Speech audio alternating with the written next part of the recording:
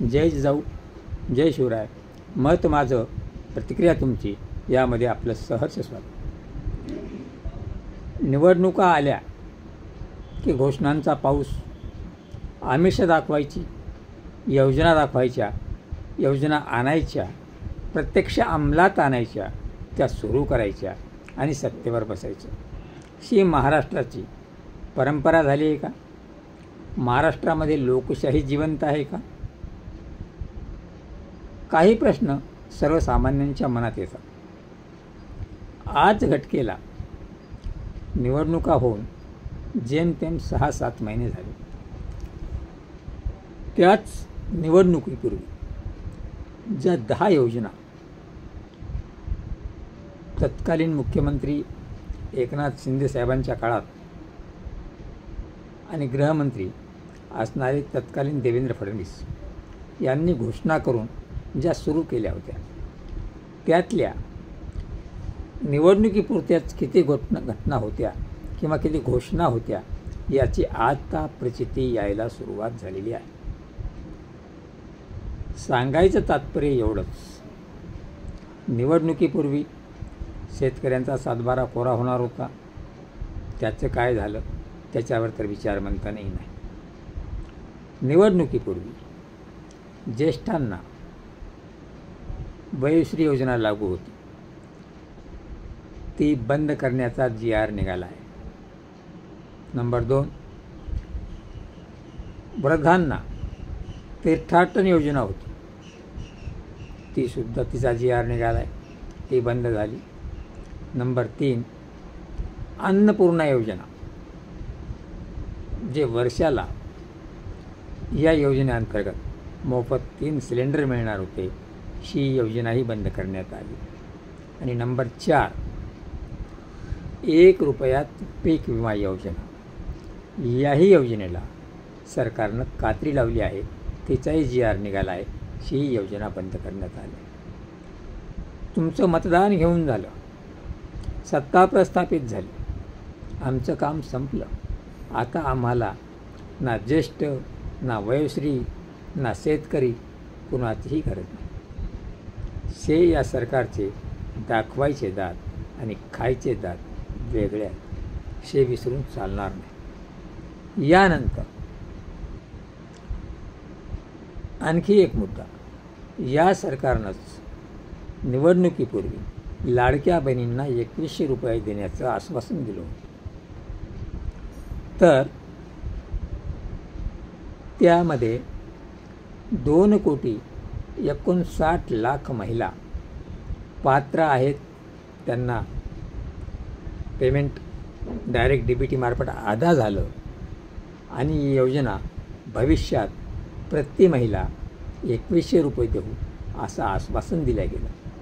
पण आजच्या घडीला त्या योजनेमधून 36 लाख महिला अपात्र झाल्या आहेत आणि येत्या 2 महिन्यात तो आकडा 1 कोटीवर जाणार आहे.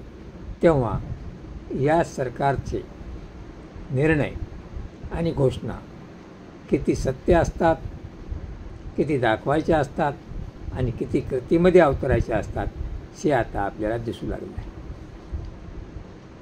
यांच्या सांगितलेल्या कागदोपत्री आराखड्यावरचा हा अभ्यास आहे. पण प्रत्यक्षात आज जर गावखेड्यात आपण फिरलो आणि पाहिलं तर जवळजवळ 40% महिलांचे पैसे बंद झालेले आहेत.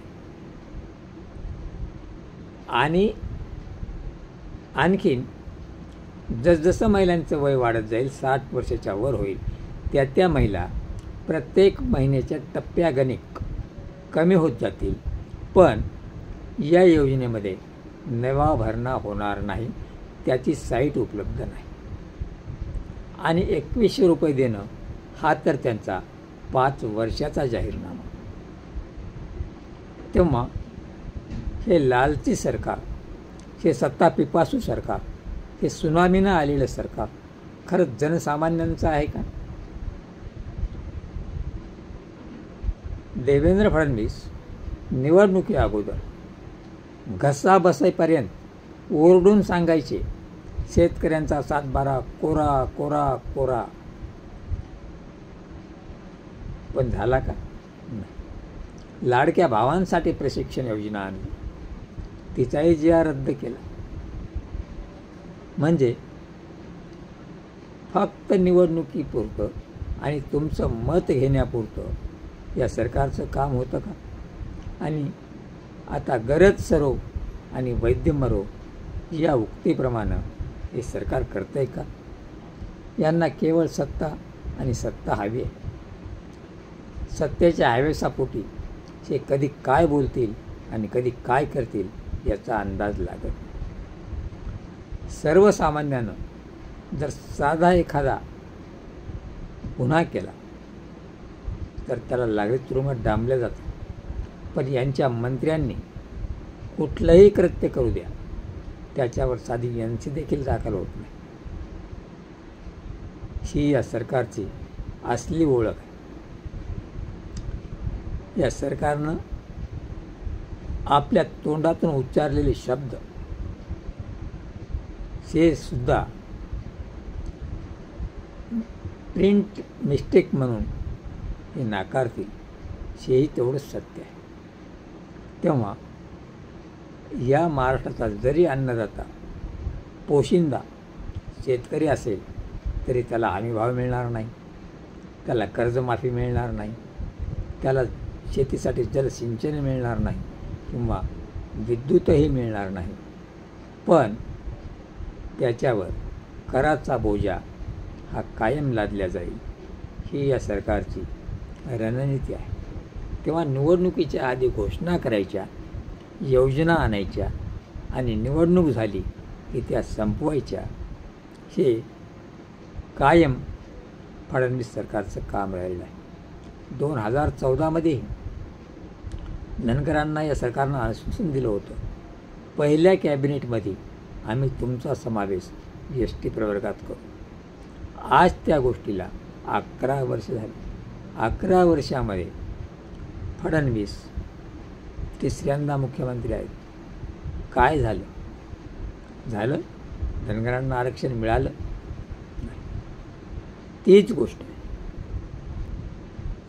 हे सरकार केवळ फसवेगिरीचं फसवणूक सरकार आहे. तेव्हा यापुढे या सरकारकडून तुमच्या काय अपेक्षा आहेत आणि तुम्ही काय अपेक्षा बाळगता हे कमेंटद्वारे निश्चित लिहा.